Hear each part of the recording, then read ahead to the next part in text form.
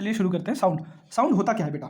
Suppose करो आप यहाँ पे खड़े हो, ठीक है, और आपने जोर से चिल्लाया, ठीक है, जोर से चिल्लाया, और आपका दोस्त जो कि यहाँ पे खड़ा है उसको आपकी आवाज़ आ गई, ठीक है, उसने अपने कानों से आपकी आवाज़ सुनी, ठीक है, वो जो थोड़ी दूर पे था उससे उससे आपकी आवाज़ सुनाई दी, उसे आपकी आवाज़ सुनाई दी। तो कैसे सुनाई दी आपको आवाज़?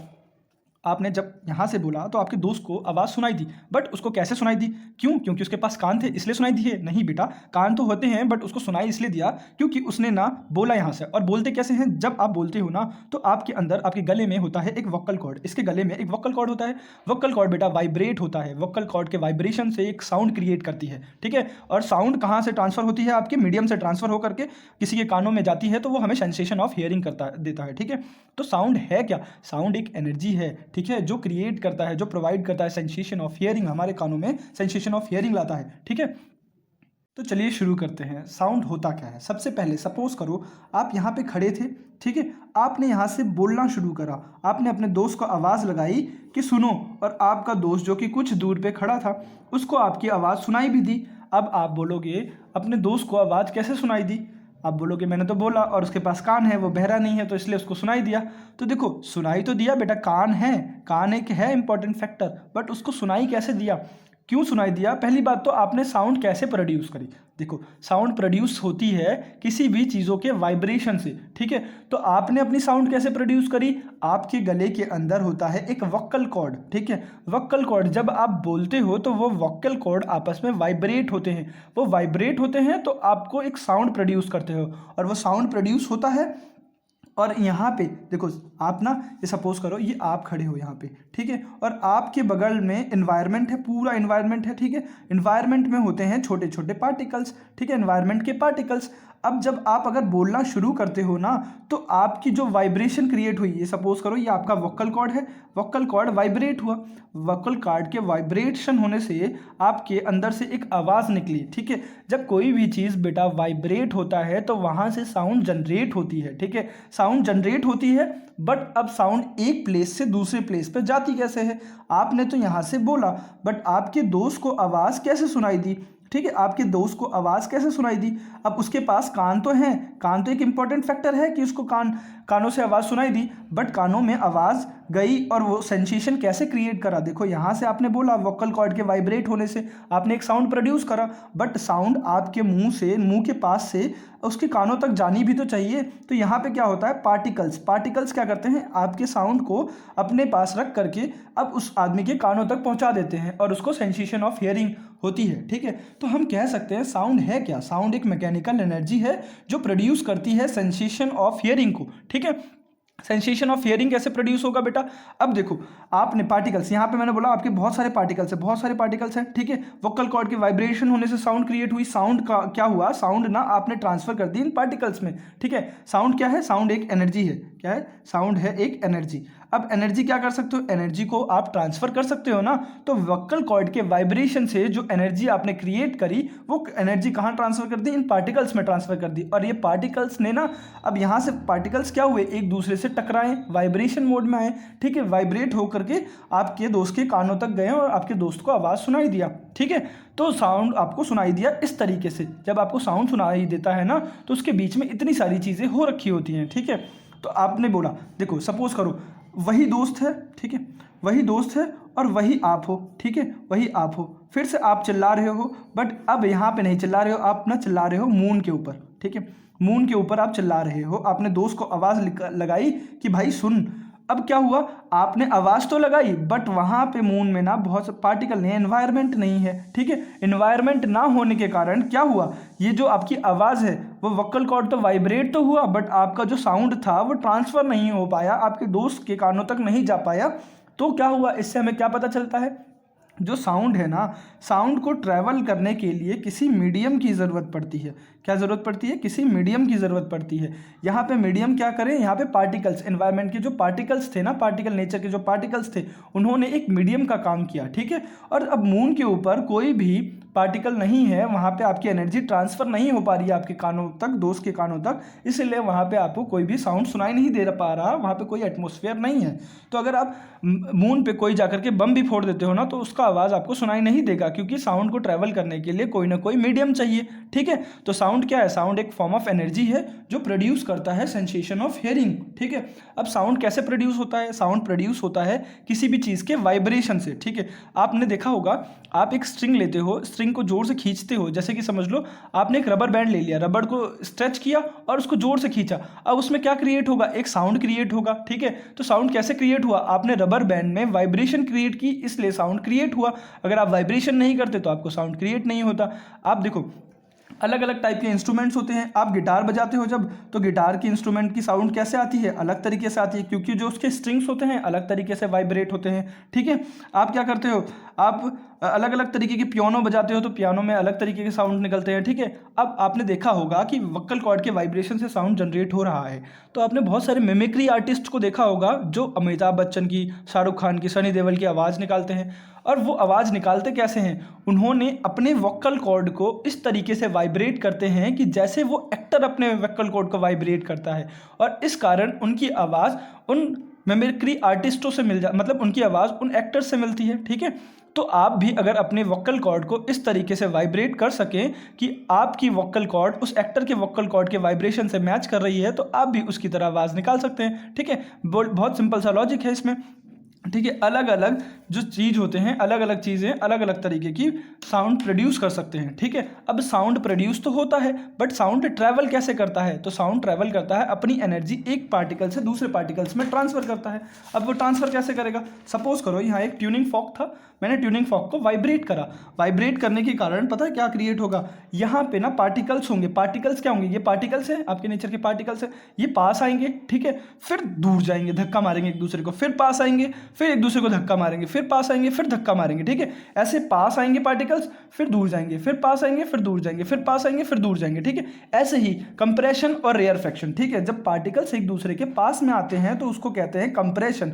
ठीक है, जब बहुत सारे पार्टिकल्स एक दूसरे के पास में आकर के चिपकने लग जाते हैं तो उसको कहते हैं कंप्रेशन। कंप्रेस हो गए पार्टिकल्स, क्या हो गए? कंप्रेस्ड हो गए। फिर अचानक से कंप्रेस होने के बाद ना दूर जाते हैं, ऐसे रेयरफेक्शन में आ जाते हैं, मतलब क्या होते हैं? दूर चले जाते हैं, दूर चले जाते हैं। ठीक है, तो रेयरफेक्शन आ जाता है। तो पार्टिकल्स कैसे, मतलब जो साउंड होती है आपकी कैसे मूव करती है? कंप्रेशन करती है, फिर रेयरफेक्शन, फिर कंप्रेशन, फिर रेयरफेक्शन, फिर कंप्रेशन, ऐसे करते करते करते करते आपकी साउंड एक जगह से होकर के दूसरी जगह में चली जाती है ना। जहां पे पार्टिकल पास पास में होते हैं उसको कहते हैं कंप्रेशन, जहां पे पार्टिकल दूर दूर होते हैं उसको कहते हैं रेयरफेक्शन। ठीक है, अब देखो, जहां पे पार्टिकल्स ज़्यादा हैं, ठीक है, उस जगह में ज़्यादा डेंसिटी होती है, जहां में पार्टिकल्स कम होते हैं वहां पे ज़्यादा कम डेंसिटी होती है। पार्टिकल की डेंसिटी कंप्रेशन वाले एरिया में ज़्यादा होगी, ठीक है, और रेयरफेक्शन वाले एरिया में कम होगी, है ना। तो कंप्रेशन और रेयरफेक्शन आप जान गए, तो वेव। ठीक है, अब देखो, कभी भी कोई भी डिस्टर्बेंस होती है ना, जैसे कि कोई बेटा, सपोज करो मैंने इस ट्यूनिंग फॉर्क को ही बजाया, ठीक है, इस ट्यूनिंग फॉर्क को बजाया तो साउंड क्या होगा? एक डिस्टर्बेंस क्रिएट करेगी पार्टिकल्स के बीच में। ठीक है, यहाँ पे समझ लो बहुत सारे पार्टिकल्स थे, अब मैंने क्या करा, एक ट्यूनिंग फॉर्क को बजाया तो ये पार्टिकल्स क्या होंगे? आगे की तरफ ट्रांसफर होंगे, अपनी एनर्जी को आगे की तरफ ट्रांसफर करेंगे। या जोर से मारो, सपोज करो आपने यहाँ पे बहुत सारे पार्टिकल्स थे, आपने फूंक मारी तो देखो यहाँ पे से पार्टिकल्स दूर दूर जाएंगे, है ना। ऐसे ही क्या होगा, जैसे ही आप बोलना स्टार्ट करोगे ना बेटा, जैसे ही आप बोलना स्टार्ट करोगे तो ये पार्टिकल्स क्या होंगे? ये पार्टिकल दूर जाने की कोशिश करेंगे। ठीक, एनर्जी ट्रांसफर होंगे, एनर्जी आपसे लेंगे और वो कंप्रेशन और रेयरफेक्शन, कंप्रेशन और रेयरफेक्शन होते होते आपकी एनर्जी आगे तक ट्रांसफर कर देंगे, आपके साउंड को आगे तक ट्रांसफर कर देंगे। ठीक है, तो कंप्रेशन और रेयरफेक्शन, कंप्रेशन और रेयरफेक्शन ये फिनोमेना होती है। ठीक है, तो जब आप किसी भी चीज़ को डिस्टर्ब करते हो ना तो एक वेव प्रोड्यूस होती है। क्या प्रोड्यूस होती है बेटा? वेव प्रोड्यूस होती है। ठीक है, वेव, तो साउंड कैसे? वेव की फॉर्म में मोशन करता है, वेव की फॉर्म में मोशन करता है। वेव देखो, जब आपने वोकल कॉर्ड को वाइब्रेट कराया या ट्यूनिंग फॉर्क को वाइब्रेट करवाया तो क्या हुआ? इन्वायरमेंट में आपके आसपास के जो पार्टिकल्स थे ना, समझ लो यहाँ पे बहुत सारे पार्टिकल्स थे, अब आपने उनमें डिस्टर्बेंस करवाया, डिस्टर्बेंस के कारण क्या हुआ? एक वेव बनी और उस वेव की फॉर्म में वो साउंड आगे की तरफ चला गया। ठीक है, ये भी एक कंप्रेशन रेयरफेक्शन, ये भी एक तरीके का वेव बनाएगा। ठीक है, तो पार्टिकल्स कंप्रेशन और रेयरफेक्शन तो करेंगे ही करेंगे, बट एक वेव की फॉर्म में करेंगे। ठीक है, समझ में आ गया? तो जो अभी हमने पढ़ा उसको एक बार रिवाइज करते हैं। देखो क्या हुआ, साउंड क्या है? साउंड एक मैकेनिकल एनर्जी है जो प्रोड्यूस करती है सेंसेशन ऑफ हियरिंग को, ठीक है। साउंड हमें क्या करती है? सुनने में मदद करती है, ठीक है। मैकेनिकल वेव है जो सेंसेशन ऑफ हियरिंग देती है हमें, ठीक है। Sound is produce due to vibration of different object. मैंने कहा ना साउंड प्रोड्यूस होता है वाइब्रेशन से, डिफरेंट ऑब्जेक्ट के वाइब्रेशन से, ठीक है। अब देखो साउंड को ट्रैवल करने के लिए किसी मटेरियल या किसी मीडियम की ज़रूरत होती है। अगर कहीं पे मीडियम ना हो, ठीक है, वैक्यूम हो, जैसे कि वैक्यूम हो, तो साउंड क्या होगा? वहाँ पे ट्रैवल नहीं करेगा। जैसे मैंने एक एग्जांपल लिया कि मून पे जाकर के आप अपने दोस्त को कितनी बार भी आवाज़ लगाओ, आपका दोस्त वो आवाज़ नहीं सुन सकता, ठीक है। The reason of compressed air is called compression. जो मैंने कहा ना, ये रीजन ऑफ कंप्रेस्ड एयर, यहाँ पे एयर जाकर के मतलब जो पार्टिकल्स हैं कंप्रेस हो जाएंगी, तो इसको कहते हैं, ये रीजन होता है कंप्रेशन का। और जहाँ पे पार्टिकल दूर दूर जाते हैं, रेयरिफाइड हो जाते हैं, उसको कहते हैं रेयरफेक्शन, ठीक है। अब देखो ये wave motion is a form of disturbance. जो वेव बनती है ना, वेव जो मोशन करती है वो डिस्टर्बेंस के कारण होता है। डिस्टर्बेंस कब होता है? जब आप वाइब्रेट करवा करके आसपास के पार्टिकल्स को डिस्टर्ब कर देते हो। पार्टिकल्स पहले समझ लो बहुत आराम से शांति से थे, फिर आपने वाइब्रेशन क्रिएट करा तो ये पार्टिकल्स डिस्टर्ब हो गए, तो ये एक वेव की फॉर्म में वेव बनाएंगे और आगे की तरफ ट्रेवल करेंगे, which is due to the repeated vibration of their particle about their mean position. Particles आपस में, एक पार्टिकल है अपनी मीन पोजीशन से आगे पीछे वाइब्रेट करता रहता है, ठीक है, और एक वेव बनाता है। तो वेव देखो, वेव कितने तरीके की होती है बेटा? अब आपकी वेव्स होती हैं दो तरीके की, ठीक है। कौन कौन सी वेव्स होती हैं? वेव होती हैं आपकी ट्रांसवर्स वेव होगा और एक होगा आपका लॉन्गिट्यूडनल वेव, ठीक है। तो लॉन्गिट्यूडनल वेव और ट्रांसवर्स वेव दो तरीके की वेव्स बनती हैं, ठीक है। बट अगर आपको कहेगा कोई ट्रांसवर्स और वेव और लॉन्गिट्यूडनल वेव में क्या अंतर है, तो देखो लॉन्गिट्यूडनल वेव क्या होता है। सपोज करो यहाँ पे एक स्लिंकी है, खेलने वाला खिलौना होता है बेटा, तो देखो वो कुछ इस तरीके का होता है, ऐसे, ठीक है। फिर उसमें ऐसे मैंने कर दिया, ठीक है, फिर उसमें ऐसे कर दिया, फिर पास पास बनने लग गए, ठीक है। तो देखो ये क्या है? एक स्लिंकी है, ठीक है, स्लिंकी ऐसे है। स्लिंकी में जब ये पास पास चीज़ें होती है ना, स्लिंकी क्या होता है? एक पास पास चीज़ें होती हैं, तो समझ लो ये कौन सा पार्ट हो गया? एक कंप्रेशन का पार्ट हो गया। स्लिंकी का जो दूर दूर है, जो दूर दूर राउंड्स बन रहे हैं ना, तो ये हो गया रेयरफेक्शन का, फिर ये हो गया कंप्रेशन का पार्ट हो गया, ठीक है। तो देखो जब कंप्रेस्ड होती है कोई चीज़ तो क्या बनाती है? कंप्रेशन वाला रीजन बनाती है। जब दूर दूर जाती है कोई चीज़ तो क्या बनाती है? रेयरफेक्शन वाला रीजन बनाती है। तो कंप्रेशन, रेयरफेक्शन, फिर कंप्रेशन, फिर रेयरफेक्शन, ठीक है। तो अगर कोई बोलेगा लॉन्गिट्यूडनल वेव है क्या, लॉन्गिट्यूडनल वेव कैसे बनती है, तो साउंड एक लॉन्गिट्यूडनल वेव है। लॉन्गिट्यूडनल वेव मतलब क्या होता है? ये वाइब्रेट करती हैं और अपनी एनर्जी आगे की तरफ ट्रांसफर करती हैं, ठीक है। ये क्या होता है? वाइब्रेट करती हैं और अपनी एनर्जी आगे की तरफ ट्रांसफर करती हैं। तो sound wave which propagate as a series of compression and rarefaction is called longitudinal wave, ठीक है। तो लॉन्गिट्यूडनल वेव क्या होती है? जो कंप्रेशन और रेयरफेक्शन, फिर कंप्रेशन फिर रेयरफेक्शन कर करके आगे जाती हैं, वो होती है लॉन्गिट्यूडनल वेव, ठीक है। लॉन्गिट्यूडनल वेव ऐसे ही होती हैं, जो एक बार कंप्रेशन बनाए, फिर रेयरफेक्शन, फिर कंप्रेशन, फिर रेयरफेक्शन, ऐसे कर करके आगे चली जाए, ठीक है। और ट्रांसवर्स वेव क्या होता है? ट्रांसवर्स वेव वो वेव होता है, सपोज करो यहाँ पे एक पार्टिकल्स है, आपने इस पार्टिकल में डिस्टर्बेंस क्रिएट किया। अब ये पार्टिकल्स क्या होगा? ये इसका मेन पोजीशन है, पार्टिकल का मेन पोजीशन है। अब मेन पोजीशन से ये पार्टिकल कहाँ जाएगा? ऊपर जाएगा, फिर नीचे जाएगा, फिर ऊपर जाएगा, फिर नीचे जाएगा, ये फिर ऊपर जाएगा, फिर नीचे जाएगा, ठीक है।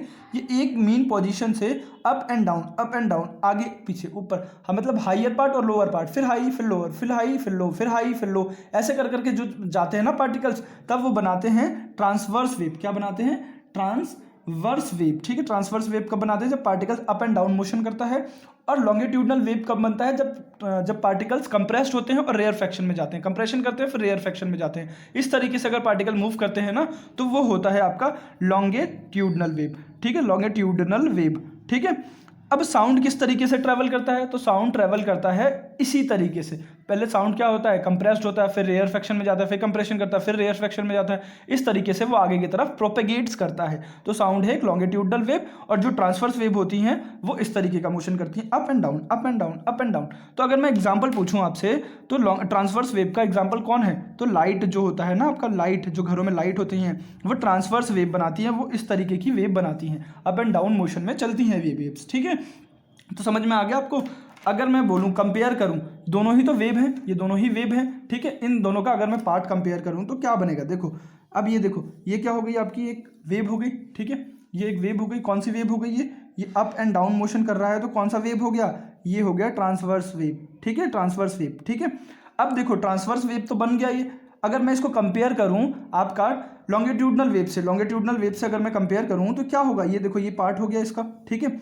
अब यहाँ पे क्या बन रहा है, अप बन रहा है, यहाँ पे डाउन बन रहा है, फिर ये अप बन रहा है, ठीक है। तो ये जो पार्ट हो गया ना, ये वाला पार्ट बेटा, यहाँ पे क्या होगा, जो अप वाला पार्ट होता है, अप वाला पार्ट ना कंप्रेशन को शो करता है, कंप्रेशन को शो करता है, कंप्रेशन को शो कर रहा है, ये अप वाला पार्ट है, तो ये कंप्रेशन को शो कर रहा है, यानी यहाँ पे क्या होगा, पार्टिकल्स ज़्यादा होंगे, कंप्रेस्ड होंगे, ठीक है, पार्टिकल कंप्रेस होंगे, और यहाँ पे क्या होगा, ज़्यादा डेंसिटी होगी, क्या होगी, पार्टिकल की डेंसिटी ज़्यादा होगी, इस वाले एरिया में पार्टिकल की डेंसिटी ज़्यादा होगी, और इसको क्या कहेंगे, कंप्रेशन कहेंगे। इस वाले पार्टिकल में, इस वाले रीजन में पार्टिकल की डेंसिटी कम है, तो इसको क्या कहते हैं हम, रेयरफेक्शन कहते हैं, ये होता है रेयरफेक्शन, ठीक है। और ये क्या होता है, ये होता है कंप्रेशन, यहाँ पे पार्टिकल्स कंप्रेस्ड हैं, ठीक है, कंप्रेस्ड हैं। और ये होता है आपका अप पॉइंट, मतलब ये ट्रांसवर्स वेव का अप पॉइंट है, हाईएस्ट पॉइंट है, ठीक है। तो जो मीन पोजीशन से जो हाईएस्ट पॉइंट होता है किसी भी वेव का, ठीक है, मीन पोजीशन से जो हाईएस्ट पॉइंट होता है उसको कहते हैं एम्पलीट्यूड, क्या कहते हैं, एम्पलीट्यूड कहते हैं,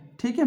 और जो हाईएस्ट पॉइंट है, मतलब ये डिस्टेंस हो गई मीन से, ये जो पॉइंट हो गई, हाईएस्ट पॉइंट हो गई, उसको कहते हैं amplitude. The magnitude of maximum disturbance, ठीक है। एम्पलीट्यूड होती क्या है बेटा, एम्पलीट्यूड होती है the magnitude of highest, maximum disturbance कह सकते हैं, मैक्सिमम डिस्टर्बेंस, ठीक है। जो मैक्सिमम डिस्टर्ब होगा, ठीक है, बेंस, जो मैक्सिमम डिस्टर्ब होगा पार्टिकल, उसको कहते हैं एम्पलीट्यूड, ठीक है। और जो हाईएस्ट पॉइंट होता है, मतलब ये जो पॉइंट है वो हाईएस्ट पॉइंट है, तो इसको कहते हैं वेव का क्रस्ट, क्या कहते हैं, क्रस्ट, ठीक है। और ये जो लोएस्ट पॉइंट है इसको कहते हैं ट्रफ, ठीक है। ट्रफ समझ के, एम्पलीट्यूड समझ के, देखो ये दोनों वेव, ये क्या है, लॉन्गिट्यूडनल वेव, ठीक है, लॉन्गिट्यूडनल वेव, और ये कौन सा हो गया, ये हो गया ट्रांसवर्स वेव, ट्रांसवर्स वेव हो गया, ठीक है। लॉन्गिट्यूडनल और ट्रांसवर्स वेव को अगर हम कंपेयर करेंगे तो इस तरीके से होगा, जो इसका कंप्रेशन वाला पार्ट होगा वो इसके किस वाले पार्ट को, अब अपर वाले पार्ट को डिनोट करेगा, मतलब जहाँ पे ये ऊपर की तरफ बन रहा है, हाई वाले पार्ट को, और ये रेयरफेक्शन वाला लो वाले पार्ट को, ठीक है।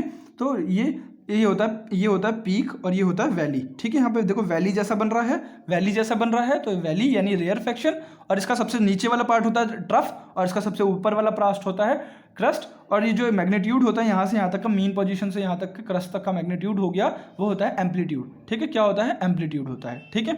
जहाँ पे कंप्रेशन होता है वहाँ पे डेंसिटी पार्टिकल्स की ज़्यादा होती है, जहाँ पे रेयरफेक्शन होता है वहाँ पार्टिकल की डेंसिटी कम होती है, ठीक है। दो ही तरीके की वेव्स होती हैं, एक वेव बनती हैं लॉन्गिट्यूडनल वेव, जो क्या होता है, कंप्रेशन और रेयरफेक्शन करके आगे की तरफ प्रोपेगेट करती हैं, और दूसरी वेव होती हैं जो अप एंड डाउन मोशन करके चलती हैं, अप एंड डाउन मोशन करके चलती हैं। तो साउंड वेव लॉन्गिट्यूडनल वेव बनाता है, लाइट वेव आपका ट्रांसवर्स वेव बनाता है। समझ में आया आपको? तो अब देखो जरूरी चीज़ें समझते हैं, ठीक है, कुछ जरूरी चीज़ें समझते हैं वेव्स में क्या क्या होती हैं, ठीक है। तो मैंने बता दिया आपको एम्पलीट्यूड क्या होता है ना, एम्पलीट्यूड मैंने आपको बता दिया। जो मैक्सिमम डिस्टर्बेंस है, ठीक है, मैक्सिमम डिस्टर्बेंस है, हम उसको कहते हैं एम्पलीट्यूड, मैक्सिमम डिस्टर्बेंस को हम